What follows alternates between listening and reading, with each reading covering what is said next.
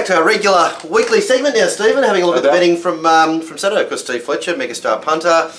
Email that went out to the Racing and Sports database. Saw you there, the boss. With the boss. There's that.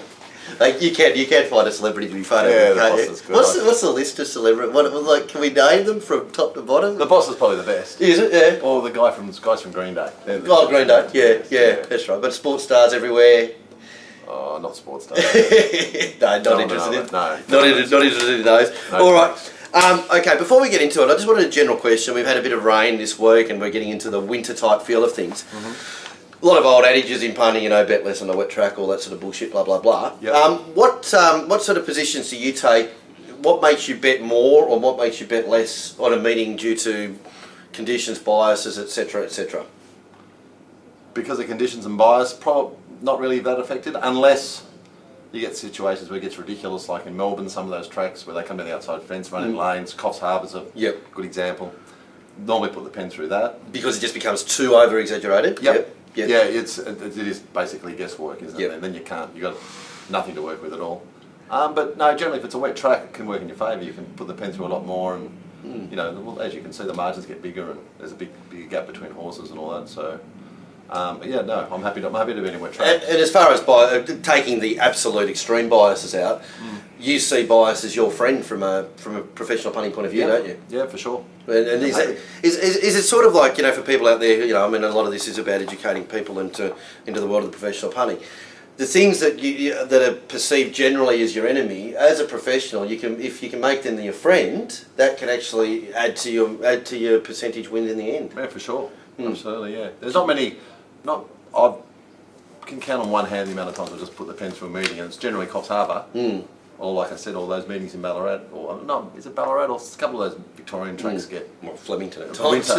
Winter times it gets. Oh no, not so much Flemington. I've never seen them come right down the outside fence at Flemington, except the straight races. But you'll see in winter the public can actually pat the horses when they're passing it, all of them. So. That gets a bit too much. And before we get into the Rose Hill Golden Slipper Day card, we had the away meeting at Bendigo. Does that affect from your turnover point of view? Does it not being on a metropolitan track on a Saturday, does it affect it? I don't get it. The one time you got people's attention, wouldn't you want them betting the turnover is going to be higher than normal? Like people who just might tune just the carnival days, they see Bendigo's on, I won't bother betting that. To me, it's a great example. Why would you put Bendigo Valley on the Saturday? And you got Moonee Valley this on Thursday night. There's obviously a reason. But okay, so what's the mindset there? Because you're not afraid to bet up on Bendigo on a Thursday. Does it just say simply it doesn't, in your mind, doesn't fit into where it should be there? Is it something as simple as that? Yeah, the calibre of horses are. They're not as good. They're not metro horses really. So it's it's a pretend metro meeting. So like Thursday, isn't it? So you'll be more inclined to bet up on the better quality horses. Is that? Yeah. Is that? My turn up was right down in Melbourne on Saturday. I think I didn't bet in for all the races. So. And I think generally there wasn't that much money floating around at Bendigo, full stop. All right, well there it is, exactly. And there wasn't much money around Moonee Valley on Friday night because everyone was watching football. So yeah, well we got. I don't think it's optimal the way they're doing it, but it's sort of. I mean, I know. What's Malcolm Turnbull's? It's a continuance, but it's a change or something like that. It's a new slogan. Is that what he says? Something like that now. Your man Tony Herbert's come out firing too, but he's anyway. Not my man. But I suppose that Saturday has worked for a while, hasn't it? And we're all used to it, and you all get into that Saturday mode, don't you? Even those who do adapt and are successful at this trade. I've adapted. I don't like it. I don't like Bendigo on a Saturday. No, exactly. We're still in the 80s, Stephen. Anyway. Two horses at Bendigo that were backed, I wrote down, were that Valiano in the fourth. Yep. That was probably the best backed horse of the day.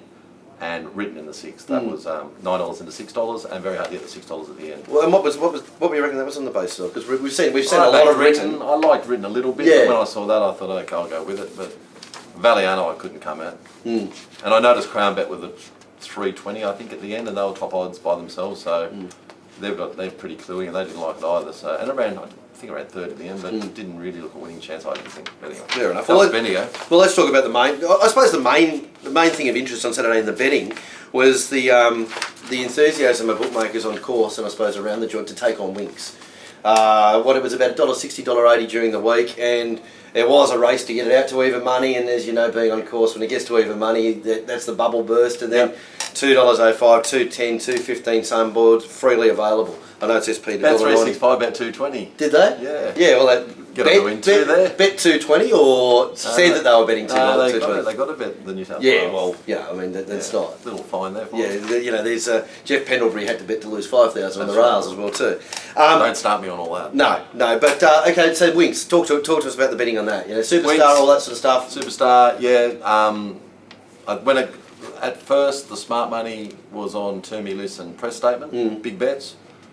But then when the price eventually got out to just say the black odds, then the smarties took the 220, the 210, and the $2. How much is that playing with the market, and how much is that actually just people zoning in on their horses? Pretty strong win there on Saturday. I don't think people weren't playing with the markets to get it out. But it just got to a silly price in the end. And then I'd say it was probably the worst result of the day. Oh, actually, no, I don't say it would have been the worst result for the corporates all day. Yeah, for the corporates and probably as far as professional hard money, how much is do you reckon? Did you chime in at that price or? I took the 220 with bet 365. Oh, did you? Well, my mate did. He was sitting next to me. I said you should take that. I don't know if 2,000 is going to make a great deal of difference to your book at the end of the day. It's not like kicking at home. Still I didn't like the other ones. But yeah, there was a lot of money for press statement. They love it. Yeah, they're backing it. Yeah, I think Kings was behind a bit of that as well. Was he like press statement? Yeah, lovely. All right, okay, and then obviously the slipper. Not a lot of money for the winner in Capitalist. It was the favourite all the way through, and it was literally the forgotten horse, wasn't it? Yeah, well, pretty much so. Where are we? Slipper, yeah, race 7. We've got our notes this week. Yeah. Next week we won't. Flying Artie was the best back horse all day. All day, was it? Yeah, including Winks. Yeah, it was $5 into $4, and that was a very strong betting rate. I think you had that on top in your set, didn't you? I think, pretty sure. No, we had Extreme Choice from. Yes, from Flying Artie, wasn't it? No, I think we had the. We had the O'Shea horse. What was it? A Stern. A Stern. Yeah. And apologies if you've got the set and we mentioned something different to it, because that was on Saturday, and Steve and I are about as useless as each other, remembering all of that sort of stuff, what we've tipped, what we haven't tipped, and where we backed and where we landed, because it could be. It's all over the place. There's been a lot of games Sunday and the Asian as well. Flying out here, $5 into $4, and very hard to get the $4 at the end. So it was huge support. As far as slipper volume goes, was it the same as normal years, or a bit down, or? No, I'd say a bit up. Bit up even. Yeah. Okay. And is that money because of the money that was for Flying Artie and that everybody liked him and? The money for Flying Artie sort of came about 10 minutes before jump time. The early money was for the favourite. Extreme Choice, yes. Yeah, and. Well, just a little bits here and there for everything, but then they just went bang and just kept backing. Yankee Rose was an interesting one. I think Dr. Nick was the one mainly chipping away on that in the ring.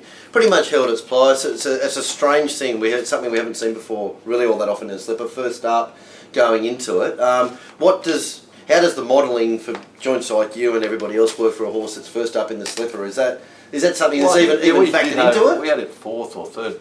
Really? That Yankee Rose. Okay. Yeah, we liked it a bit. And those odds would have been a good result. Yeah, okay. Better than Capitalist, yeah. Yep, fair enough. Yeah. Fair enough. So, I mean, the Capitalist, of course, was heavily backed 4 weeks ago at $4 from $4.20. So it wasn't, like I said, it was forgotten. No one wanted to be under the $10. So after the falls on defeat the previous week. Back to the start of the day, I suppose.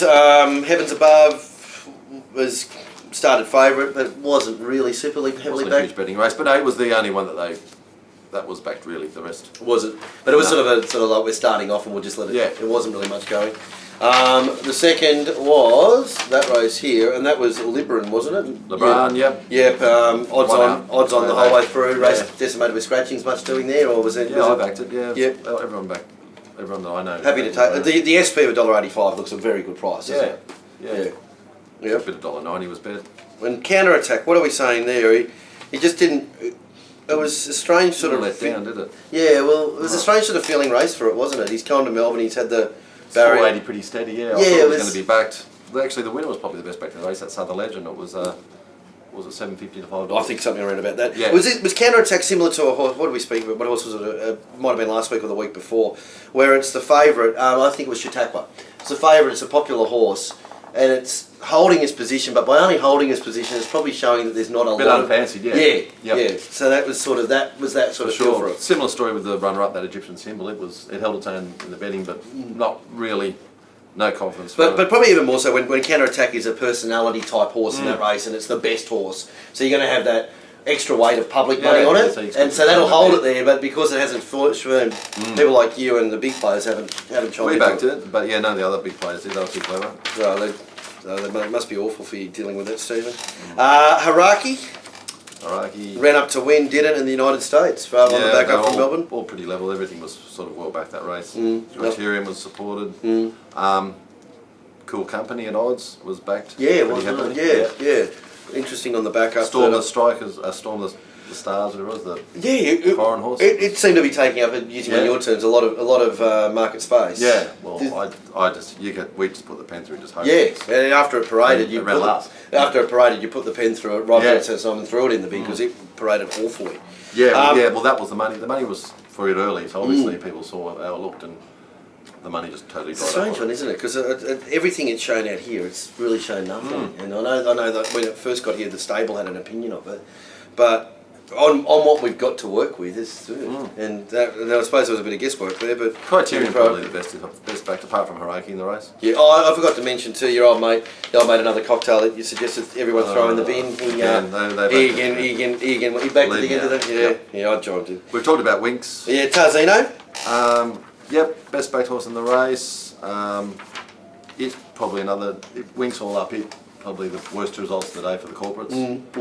And any money for Vanbro or any sort of sniffing? No, okay. Nothing. So that might be sounding. And La Remain again seemed to take up a bit of space for a horse that was totally. Did you? It was a bit fancied, yeah. Yeah, but out at the end. Yeah, 2,000 metres a challenge and probably went like that. And then we go to the mares race. That was just sort of do your best a bit, wasn't it? Which one, the Galaxy? Sorry, the Galaxy. We haven't mentioned that. Bounding. Bounding, yeah. Kingsley was very keen on that, wasn't he? Yep, backing it right. I think it was almost. It was, I wasn't favourite. Fell Swoop was favourite, but it was very clear second pick. And it was double figures when they started betting. Yeah, so, and it was all the right money for it. It turned out to be a bit of a weird race with the emergency winning, which is always a bit of a strange thing. Yeah, you don't look that far down. Fell Swoop, English was easy. Yeah, unwanted. And Terra Vista, was there nothing? Nothing at all. And gone. Bit of money for Ball of Muscle in front of Terra Vista. Well, I was going to ask you about that. Joe Pride at the moment, his numbers have been modelling pretty awfully. Yeah. I'd imagine you'd be being pretty hard on horses straight away at the moment. I think we penalise a little bit at the moment. Yeah, it's just not going for Joe at the moment. He'll come good. They will, but that's how the cycle goes. Right. And so, how quickly do you catch them on the cycle when you've got your modelling? Like, does it take a week or two for you to catch up? I think you've got to grab it pretty early. Yeah, it gets very expensive otherwise. Yeah, you notice it when you sell those. Without giving away. Oh no, I keep asking. We keep talking about this modelling thing, and a couple of people asked us, "What is the modelling? What is it?" I suppose the modelling's whatever you want. You can put your own variables in. You can change it and all that. Sort of That's stuff. right. So it's basically years of accumulation of data, which creates a profit on turnover. That's right. pretty much and everyone's got different models. Thank God it's over. And a lot of the time they all line up. That's when you're like doubling your bet. Because you're not often wrong. No, and then even if it comes in short, that's when. It might be $4 into 6 to 4, but the 6 to 4 is still a bloody good price because it's actually probably 2's on. Yeah. All right. The mares race 9. Who was favourite? The favourite one. Favourite one wasn't substantially backed, but it was. It wasn't a huge betting race. No, did the steam sort of fall out of the car? We've spoken in the last couple of weeks. Sorry, might have got a bit late. Yeah, and you're talking about the last race in Sydney, Melbourne. Normally the big betting up. Nothing in the last. Really, even in the ring, it felt like half the people had left the course. Yeah. And it really was a bit of a non-event. Is that a fair call from a betting point of view, compared to what a last race normally is? People were more watching. The Gardens were up and running by then, weren't they? It was too late. What time did it run? 6:25. 10 races. It's a long day for the potatoes. It is. Exactly right. I think the diehard stuck around and back Nancy like they always do, but I think normally, as you say, it's the biggest. It's the critical race of the week for the bookies and the corporates. I dare say that by then it was just like another race. Yeah, perfect. Now, what is critical, Stephen, is the Fletch Files. Now, there's been a bit of a. Who was it? Kim Hughes had got him a bit of a run of ducks there once. Yeah. Oh, well, yeah. We just after having a great Monday last week with a little bonus. Yeah, It's just couple of seconds. And just whatever. leaving them outside and they Come keep good jagging tomorrow. back in. Yeah, yeah. Well, it's all about like, and you know, I mean, I know people who get these type of sets expect you to win every time, but I think one of the keys to winning on punting, which you would know a lot more than me, is you've got to be able to deal with the loss. Yeah, it's just staying. It's part of the game, and it's how you handle and how you stake it. Yeah. Is how your longevity and also your profitability is. It's one of the. Is that almost the most important thing? That'll do. Yeah, that sounds good to me. All right, lovely, Steve. Yeah. Your $99 service will be awesome on Saturday, of course. Rosehill, followed by the carnival there, and back to Caulfield there. Fletch files for, I'd imagine, Thursday night as well too. You'll send some tips out Thursday, definitely. Moonee Valley. Moonee Valley, Friday, no, you won't. Well, let's do Friday as Thursday. How's that? Yeah, that's right. Yeah, Thursday we'll do. Thursday as Friday, I should Thursday, say. Saturday, and Sunday. We'll Thursday, do, yeah, okay. Yep. You don't normally do them on Sunday.